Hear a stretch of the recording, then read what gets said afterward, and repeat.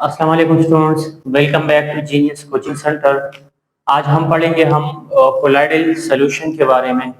Collide या colloidal solution जो कि जिसका पार्टिकल साइज है स्मॉलर ग्रेटर देन सॉल्यूशन, मतलब सॉल्यूशन में जो सॉल्यूट के पार्टिकल है उससे कोलाइड के सॉल्यूट के पार्टिकल का साइज ग्रेटर है।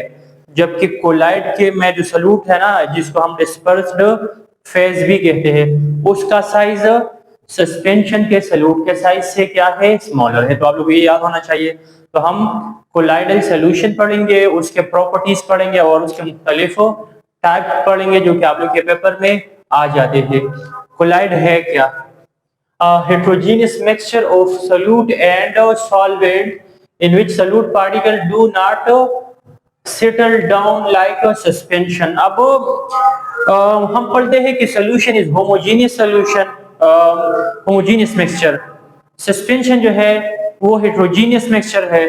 अब ये जो आपका कोलाइड है ना, ये है तो heterogeneous, लेकिन इसके पार्टिकल सस्पेंशन की तरह नीचे बॉटम में नहीं बैठेंगे, मतलब प्रेसिपिटेट नहीं बनाते, या बनाते बनाते काफी टाइम लग जाता है। तो इससे हम बोलते हैं कि एक हेट्रोजीनियस सॉल्यूशन हो, सॉल्यूट और सॉल्वेंट का, जिसमें क्या हो, पार्टिकल नीचे सेटल डाउन नहीं होते। तो ये इसका डिफिनेशन है।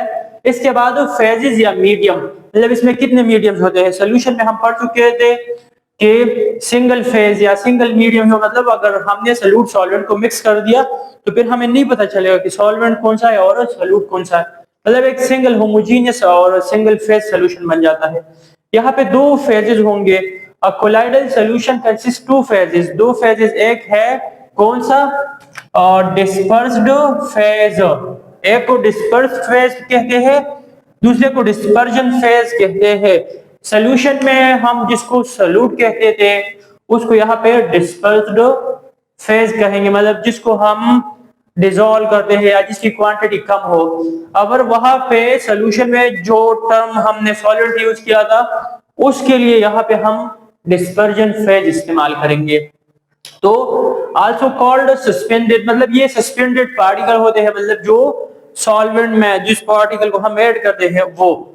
तो इट में भी सिंगल लार्ज मॉलिक्यूल, अब ये हो सकता है आपके एमसीक्यूज के लिए इंपॉर्टेंट है, ये तो सिंगल लार्ज मॉलिक्यूल भी हो सकता है या ये इस तरह भी पॉसिबल हो, और इट में भी एग्रीगेट ऑफ मेनी आयंस और मॉलिक्यूल, या मुख्तलिफ काफी सारे छोटे छोटे आयंस या छोटे छोटे मॉलिक्यूल मिलेंगे तो भी कोलाइड बना सकते। तो एक बड़ा मॉलिक्यूल भी हो सकता है और ये एग्रीगेट मजमुआ आयंस का या मॉलिक्यूल का भी पॉसिबल है। इसके बाद डिस्पर्जन मीडियम या सॉल्वेंट विच डिसॉल्व सॉल्यूट हो या जिसमें डिस्पर्स्ड फेज डिस्पर्स रहता है या जिसमें वो डिसॉल्व होता है, उसको, उस मीडियम को हम क्या कहते हैं, डिस्पर्जन फेज या डिस्पर्जन मीडियम उसको हम कहते हैं।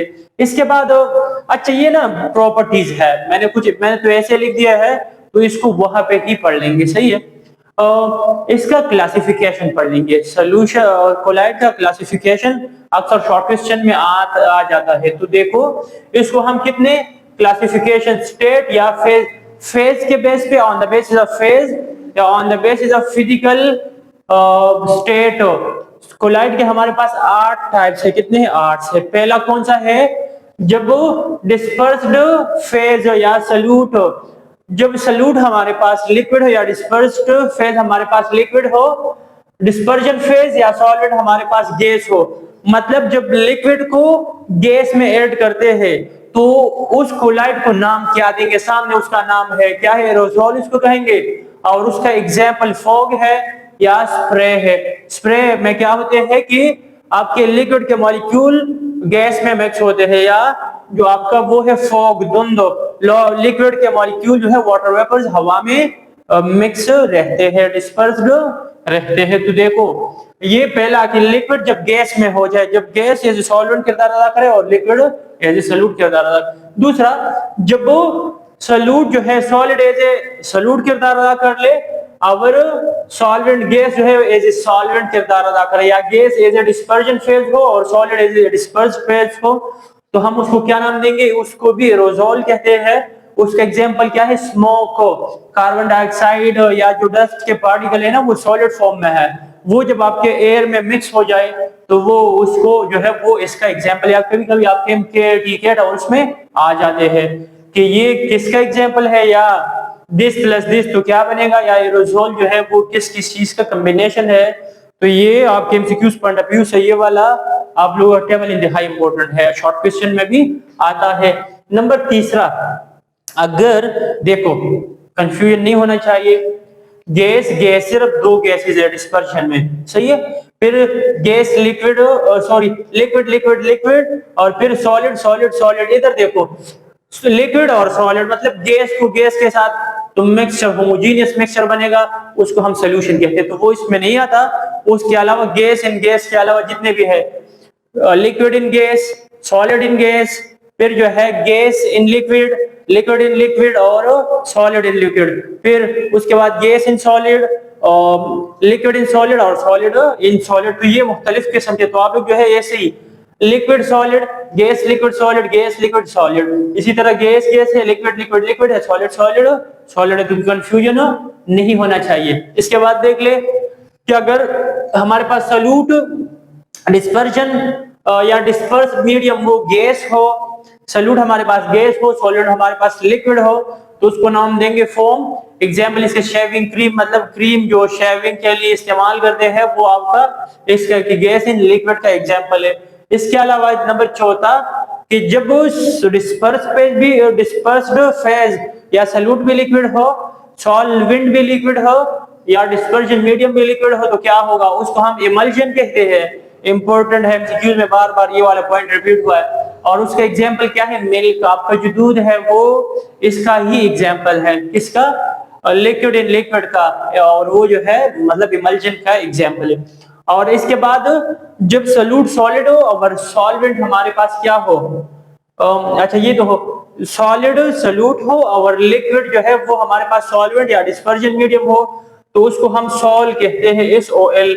एग्जाम्पल उसका क्या है, पेंट है। जितने भी पेंट्स अगर आप लोग इस्तेमाल करते हैं तो सॉलिड चीजें, वो लिक्विड वो जो है पेट्रोल डीजल या केरोसिन ऑयल, मतलब उस ऑयल में मिक्स करते हैं, या उसको बात तो हम पानी में, लेकिन पेंट जो है अक्सर उसी में बनते हैं, पेट्रोल डीजल वगैरह में, तो ऑयल्स में ही बनता है। तो वो जो है किसका एग्जांपल, ऑयल कौन से स्टेट में होता है, सॉलिड, सॉरी लिक्विड स्टेट में। आपका जो पेंट है पाउडर वो सॉलिड फॉर्म में ही हो गया, तो सॉलिड जब लिक्विड में आ जाए तो उसको हम SOL कहते हैं। उसका एग्जांपल क्या है, पेंट आप लोगों। और जब गैस को सॉलिड में डिसॉल्व कर ले उसको हम सॉलिड फॉर्म कहते हैं। फोम रबर जो है इसका एग्जांपल है, तो आप लोग इसको बिठा दें दिमाग में। जब सॉल्यूट लिक्विड हो, सॉल्वेंट सॉलिड हो, सॉल्वेंट हो या डिस्पर्जन मीडियम वो हमारे पास सॉलिड हो, एग्जाम्पल उसको हम जेल कहते हैं। क्या कहते हैं, जेल। एग्जाम्पल उसका जेली है। जेलीज अक्सर यूज होते हैं ना एज ए स्वीट के तौर पर, उसको इस्तेमाल किया जाता है। तो वो किसका एग्जाम्पल है, लिक्विड इन सॉलिड। अगर सॉलिड इन, अगर सॉल्यूट भी सॉलिड है, सॉल्वेंट भी सॉलिड है, तो वो आपका जो वो है फाइनल रिजल्ट वो भी सॉलिड के फॉर्म में ही आएगा, सॉलिड। और रोबी ग्लास जो है वो इसका एक एग्जाम्पल है, आपके इसमें आ सकता है। इसके बाद इसके पढ़ेंगे प्रॉपर्टीज। तो प्रॉपर्टीज ना आप लोग यही से स्टार्ट कर लो। पहला ये कि पार्टिकल साइज हो, तो कोलाइड में जो पार्टिकल का साइज है वो 1 नैनोमीटर से लेकर 1000 नैनोमीटर, कभी कभी एमसीक्यूज में नैनोमीटर ये है, ये भी नैनोमीटर है, कभी माइक्रोमीटर में, पिकोमीटर तो आप लोगों ने बिठाना होगा दिमाग में। आप इसको पिकोमीटर में भी कन्वर्ट कर सकते हैं, भले आप लोग कन्वर्ट कर लो इसको, लेकिन ये जो 1 है और 1000 है तो ये नैनोमीटर है, सही है, आप लोग ये याद होना चाहिए। दूसरा कि intermediate between solution and suspension, solution का 1 से कम है, सस्पेंशन का 1000 नैनोमीटर से ग्रेटर है। इसके बाद अच्छा विजिबिलिटी, या मतलब अगर ऑब्जर्वेशन, तो नेक्ड आई से आप, अगर नेक्ड आई से आप कोलाइड को देखेंगे आंखों से तो आपको होमोजीनियस सॉल्यूशन ही नजर आएगा, होमोजीनियस सॉल्यूशन ही आपको दिखेगा। लेकिन अगर आप क्या करें उसको माइक्रोस्कोप से, लाइट माइक्रोस्कोप से, यानी हाई पावर माइक्रोस्कोप, याद रख ले इसको, हाई पावर माइक्रोस्कोप से देखेंगे तो आपको ये हेटेरोजीनियस सॉल्यूशन फिर दिखेगा, मतलब ये फिर हेटेरोजीनियस आपको नजर आएगा। और नंबर अगला स्टेबिलिटी, मतलब स्टेबल है या नहीं है। तो particle remain suspended under the gravity, मतलब नॉर्मल टेम्परेचर, नॉर्मल जो है under the gravity, under the force of gravity particle suspended ही रहते हैं। तो स्टेबल है, सस्पेंशन से ज्यादा स्टेबल है, सोल्यूशन से कम स्टेबल है। और सेपरेशन, अगर हम इसको सेपरेट करना चाहे, डिस्पर्स्ड फेज और डिस्पर्जन मीडियम को सेपरेट करना चाहे, तो नॉर्मल फिल्टर पेपर से इसको सेपरेट नहीं कर सकते। जिस तरह सस्पेंशन हम करते हैं, तो सस्पेंशन की तरह इसको हम आम रोजमर्रा लाइफ में यूज होने वाले फिल्टर पेपर से इसको सेपरेट नहीं कर सकते। सेपरेशन अगर हम चाहे तो उसको हम अल्ट्रा फिल्ट्रेशन, मतलब हाई, जिसमें पोर का साइज इंतहाई छोटे छोटे हो, पोर्स हो, तो उससे हम इसको सेपरेट कर सकते हैं। और इसके बाद क्या है, प्रॉपर्टीज ये कुछ हो गए 4-5 तक। इसके बाद ये हो गए इसके अपीयरेंस, मतलब कि किस तरह आपको ये दिखेगा।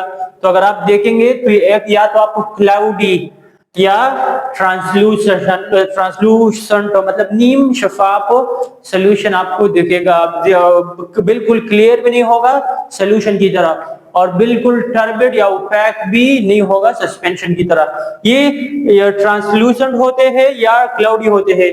और कभी कभी अगर पार्टिकल का साइज मतलब 1 के करीब हो, तो फिर पॉसिबिलिटी है कि आपको ये ट्रांसपेरेंट दिख ले, मतलब आप ये ट्रांसपेरेंट ही नजर आ जाए आपको, अगर पार्टिकल का साइज स्मॉलर हो। नंबर अगला, इसकी प्रॉपर्टी क्या है, डिफ्यूजन। तो चूंकि सल्यूट का जो पार्टिकल है उसका साइज ग्रेटर है, यहाँ पे डिस्पर्स्ड फेज जो है वो ग्रेटर है as compare to solute particle of solution. तो इस वजह से जब पार्टिकल इसके ग्रेटर है, तो जिनका पार्टिकल साइज स्मॉलर हो वो जल्दी, उसका रेट ऑफ डिफ्यूजन हाई होगा, वो जल्दी जल्दी मिक्स होंगे या डिफ्यूज होंगे। लेकिन यहाँ पे चूंकि पार्टिकल साइज ग्रेटर है सोल्यूशन से, तो इसका रेट ऑफ डिफ्यूजन जो है वो सोल्यूशन से लो होगा। आप लोग को ये याद होना चाहिए, या स्लोली डिफ्यूज करेंगे। और नंबर अगला है कोगुलेशन। कोगुलेट मतलब कि एकमुलेट होना, एक लंप बनाना। क्या बनाना, एक लंप बनाना। तो ये कोगुलेट हो सकते हैं, कब हो सकते हैं, बाय इंक्रीजिंग हीट और by addition of electrolyte. MCQs में आ सकते हैं ये सारे पॉइंट्स, और आपके अलग शॉर्ट क्वेश्चन में भी आ सकते हैं, या पूरा आपके लॉन्ग क्वेश्चन में भी आ सकते हैं। तो कोगुलेशन, अगर हम हीट बढ़ाएंगे, फॉर एग्जांपल कोलाइड का, आपने कोलाइड बना लिया, कोलाइडल सॉल्यूशन, हीट देंगे तो इसके पार्टिकल लंप बना लेंगे, मतलब एक जगह पे जो है वो क्या करेंगे, लार्ज पार्टिकल, लार्ज साइज के मॉलिक्यूल जो है बना लेंगे। तो ये कोगुलेट होंगे अगर हम इसको हीट देंगे, या अगर हम इलेक्ट्रोलाइट ऐड करेंगे तो तब भी ये कोगुलेट करेंगे। कोगुलेट कैसे करेंगे, addition of electrolyte, their motion and collision increase. उसमें अब रिजल्ट क्या होता है कि जब हीट देते हैं इसका मोशन या इसका रेट ऑफ कोलिजन बढ़ जाता है। जब रेट ऑफ कोलिजन बढ़ेगा तो पार्टिकल जो है वो क्या होंगे, एक दूसरे के साथ अटैच होंगे, चिपकेंगे, which leads to the formation of lump। एक बड़ा लार्ज साइज का लंप बनाएंगे। तो लंप की वजह से जो है इसको हम क्या कहते हैं, प्रोसेस को कोगुलेशन कहते हैं। कोगुलेशन वो प्रोसेस है जिसमें एक प्रोटीन्स को जब हम हीट देंगे ना तो वो भी कोगुलेट हो जाते हैं, क्योंकि लार्ज पार्टिकल साइज है वहां पे। अच्छा, ये एक एमसीक्यूज में आ सकता है आप लोग का, और ये इसके प्रॉपर्टीज भी है कि जो ब्लू स्काई है, आप जो है आप अक्सर देखेंगे तो आसमान आप लोग को ब्लू ही दिखता है, ब्लू नजर आता है। तो उसका रीजन क्या है कि वाटर के जो वेपर्स मौजूद है ऊपर हवा में, वो लाइट को स्कैटर करते हैं। आगे मैं बता भी रहा हूँ, ये पॉइंट वहां एक्सप्लेन करना चाहिए। तो वो क्या करेंगे कि जो पार्टिकल डस्ट के हैं या जो वाटर के वेपर्स है वो लाइट को स्कैटर करते हैं, लाइट को फैलाते हैं, तो इस वजह से हमें वो ब्लू ही नजर आता है। या जो समंदर है ना, उसमें उससे लाइट पास करेंगे तो वो लाइट को स्कैटर करते हैं, तो बिकॉज ऑफ इम्प्योरिटीज। कभी कभी एमसीक्यूज में आ जाते हैं, तो ये पॉइंट इसलिए मैंने आप लोग को बता दिया। आगे टाइडल इफेक्ट नेक्स्ट है इसमें, इसकी प्रॉपर्टीज में से टाइडल इफेक्ट का मतलब है लाइट को स्कैटर करना। जब वो कोलाइड से लाइट पास करेंगे तो बिल्कुल स्ट्रेट एंगल से या बिल्कुल स्ट्रेट लाइट उसे पास नहीं हो सकती, लाइट को स्कैटर करेंगे, उसको फैलाएंगे, उसके एंगल में चेंज लाएंगे, तो इस इफेक्ट को टाइडल इफेक्ट कहते हैं। ड्यू टू द कंपेरेबल, अब ये क्यों होता है, तो आपके जो कोलाइड में सॉल्यूट का जो साइज है, जो डिस्पर्स्ड मीडियम है उसका साइज, और लाइट का जो वेवलेंथ है, अब इसके साइज को देखो और लाइट के वेवलेंथ, आप लोग विजिबल लाइट के वेवलेंथ को देख ले, तो दोनों तकरीबन सेम कंपेरेबल है, एक दूसरे के साथ हम उसको तकरीबन कंपेयर कर सकते हैं। तो due to comparison size of the dispersed medium and the wavelength applied, क्योंकि कंपैरिजन की वजह से क्या पॉसिबल है, ऐसा पॉसिबल है the size of the dispersed phase and the wavelength of the light it will scatter light. Comparable size की वजह से ये लाइट को स्कैटर करेंगे, लाइट के एंगल में चेंज लाएंगे, या लाइट जो है अगर पास करेंगे, फॉर एग्जांपल कंटेनर है यू, उसमें कोलाइड मौजूद है, तो अगर आप इससे लाइट को पास करेंगे ना लाइट को, तो लाइट बिल्कुल स्ट्रेट नहीं पास होगी, बल्कि इसके एंगल में आएगा चेंज, जो ये पेल कर ये इससे गुजर जाता है। इस इफेक्ट को हम टैंडल इफेक्ट कहते हैं। It will scatter light, scatter and broad, broad का मतलब वो चौड़ा, beam of light is visible to eye, तो आम को अगर आप यहां देखेंगे तो एक ब्रॉडर वेवलेंथ जो है या एक ब्रॉडर क्या आप लोग को नजर आएगा, बीम ऑफ लाइट आपको नजर आएगा। तो इस इफेक्ट को टैंडल इफेक्ट कहते हैं। आपके पेपर में आ जाते हैं व्हाट इज टैंडल इफेक्ट। और ब्राउनियन मोशन, ब्राउनियन मोशन मतलब जिगजैग मोशन, क्या कौन सा motion, zigzag motion. Due to unequal collision of dispersed and, क्योंकि जो इस कोलाइड में सॉल्यूट और सॉल्वेंट है वो अनइक्वल कोलिजन करेंगे। हेट्रोजीनियस मिक्सचर है, अगर होमोजीनियस होता तो फिर इक्वल यहाँ पे क्या होता, कोलिजन होता, लेकिन क्योंकि हेट्रोजीनियस है तो अनइक्वल, मतलब एक साइड पे पार्टिकल सॉल्यूट के ज्यादा है, दूसरे साइड पे कम है, तो ये एक अनइक्वल कोलिजन इनके बीच में आता है, सॉल्यूट और सॉल्वेंट के पार्टिकल के बीच में। तो due to unequal collision of dispersed and dispersion medium there will be rapid continuous and random motion, rapid continuous and random motion जो है अपीयर होगा वो, तो उस जिगजैग या उस रैंडम मोशन को हम क्या कहते हैं, उसको हम ब्राउनियन मोशन कहते हैं। अगेन मैं बता रहा हूँ कि क्योंकि सोल्यूशन जो है या जो कोलाइड वो हेट्रोजीनियस है, फॉर एग्जांपल एक जगह पे पार्टिकल बहुत ज्यादा है सॉल्यूट के, लेकिन यहाँ पे कम है, अगेन ज्यादा कम इस तरह होता है। तो अब यहाँ पे अगर कोई पार्टिकल हो तो वो अगर कोलिजन के दौरान वो क्या करेंगे, जिगजैग मोशन करेंगे, वो रैपिड मोशन करेंगे, वो रैंडम मोशन करेंगे। तो उस मोशन को जिगजैग मोशन या rapid and continuous and random motion को हम ब्राउनियन मोशन कहते हैं। डायग्राम से आप जो है बना सकते हैं अगर पेपर में आया। इसके अलावा area to volume ratio of colloid इस एमसीक्यूज के लिए इंपॉर्टेंट है कि एरिया टू वॉल्यूम रेशियो जो है वो सॉल्यूट का कम है कोलाइड से, या कोलाइड का ज्यादा है किससे, सॉल्यूशन से। सॉल्यूशन का कोलाइड से कम या कोलाइड का सॉल्यूशन से ज्यादा। तो ये आप लोग को क्या होना चाहिए, याद होना चाहिए पॉइंट। तो ये तकरीबन 10 प्रॉपर्टीज मैंने आप लोगों को क्या कर दिए, बता दिए हैं। तो आप लोग इसको प्रॉपर तैयार कर ले, आपके क्वेश्चन में आ जाते हैं write down properties of colloidal solution, या ये वाला आपका आ सकता है या ये आपका अलग आ सकता है। और क्लासिफिकेशन, तो classification on the basis of what, किसी एक तो ये क्लासिफिकेशन किस फेज या फिजिकल स्टेट के बेस पे था।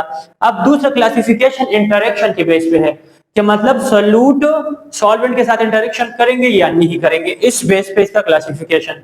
तो अगर एक है लायोफिलिक, दूसरा है लायोफोबिक।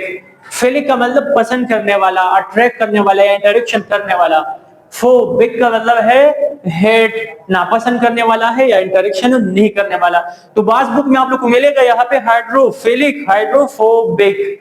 तो अगर सॉल्वेंट आपका पानी हो तो हाइड्रोफिलिक, हाइड्रोफोबिक लिखेंगे, लेकिन सॉल्वेंट अगर जनरल अल्कोहल है या कोई मतलब जनरली हम बताएंगे कि सॉल्वेंट के साथ तो इंटरेक्शन मतलब वाटर को स्पेसिफाई नहीं करेंगे तो हम लायोफिलिक, लायोफोबिक कहेंगे। तो क्या सॉल्वेंट लविंग, वो सब्सटेंसेस, वो सॉल्यूट जो सॉल्वेंट को पसंद करते हैं उसको हम लायोफिलिक कहते हैं। और सॉल्वेंट को हेट करने जो वाले जो सॉल्यूट्स है उसको हम लायोफोबिक। अगर सॉल्वेंट हमारे पास पानी हो तो हाइड्रोफोबिक उसको नाम देंगे। इसके साथ कुछ पॉइंट है वो मैंने एग्जांपल, हाइड्रोफोबिक के एग्जांपल क्या है, AgCl अगर पानी में हो, सल्फर, गोल्ड या FeOH3, इसको अगर पानी में हम मिक्स करेंगे तो आपका ना इंटरेक्शन सॉल्यूट और सॉल्वेंट या डिस्पर्स्ड फेज और डिस्पर्जन मीडियम के बीच में इंटरेक्शन वीक होगा या कम होगा। तो इस वजह से इसको हम लायोफोबिक कहते हैं, और या हाइड्रोफोबिक सही है क्योंकि पानी यहाँ पे, ये एग्जांपल मैंने पानी वाले लिए हैं आप लोग मजीद ले सकते हैं। और लायोफिलिक हो, इसके हाइड्रोफिलिक के एग्जांपल मैंने लिए हैं। तो देखो स्टार्च, जेलाटिन और गम, पार्टिकल का साइज ज्यादा है लेकिन ये वाटर के साथ इंटरेक्शन करेंगे तो उस वजह से हम इसको हाइड्रोफिलिक कहेंगे। और ये जो है, ये जो लायोफिलिक या हाइड्रोफिलिक सब्सटेंसेस है, ये विस्कोसिटी को बढ़ाते हैं। विस्कोसिटी को क्या करेंगे? बढ़ाएंगे, मतलब मीडियम के विस्कोसिटी को बढ़ाएंगे। फॉर एग्जांपल स्टार्च, जेलाटिन या गम, इसको पानी में डालेंगे तो पानी विस्कस हो जाता है, सोल्यूशन विल बी विस्कस। और ये नीड स्टेबलाइजेशन एजेंट, मतलब ये पानी में अनस्टेबल है तो इसको स्टेबलाइज करने के लिए हम कोई स्टेबलाइजेशन एजेंट क्रिएट करेंगे। तो ये आपके एमसीक्यूज पॉइंट ऑफ व्यू से इंपॉर्टेंट है, इसके आ सकते हैं। आपका ये लॉन्ग क्वेश्चन में आ सकता है और आपके 1, 2 और इससे आपके 3 शॉर्ट क्वेश्चन भी, 1, 2 और आपका ये 3 शॉर्ट क्वेश्चन भी आपके इससे बन सकते हैं। तो प्रॉपर तैयार कर ले, इसका स्क्रीनशॉट भी ले ले। अगर कोई मुश्किल हुआ क्लास में पूछ ले, आप लोग एमसीक्यू के पास्ट पेपर देख ले, इधर उधर पंजाब, केपी और बलूचिस्तान और सिंध सारे देख ले। अगर कोई एमसीक्यूज आप लोग के सामने मुश्किल आए इससे रिलेटेड तो कमेंट में लाजमी बता दें, इंशाल्लाह जवाब आप लोग को मिलेगा। अल्लाह हाफिज।